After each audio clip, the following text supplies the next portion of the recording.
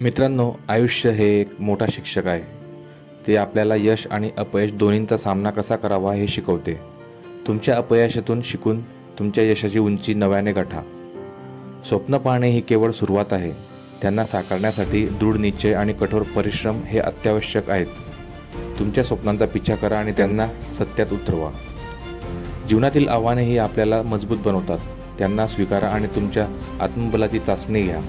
यश मिळवण्यासाठी तुमच्या आत्मविश्वासाचा आधार घ्या.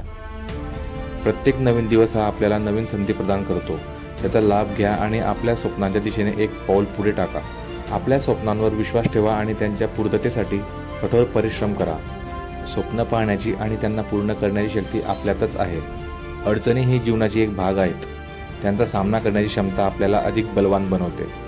अडचणींवर मात करून आपण यशाच्या शिखरावर पोहोचू शकतो. सकारात्मक विचारांनी आपल्या जीवनात नवीन ऊर्जा निर्माण करा. सकारात्मकता हे आपल्या सर्व अडचणींवर मात करण्याचे शस्त्र आहे. यशस्वी व्हायचे असेल तर स्वतःला सतत विकसित करत राहावे लागेल.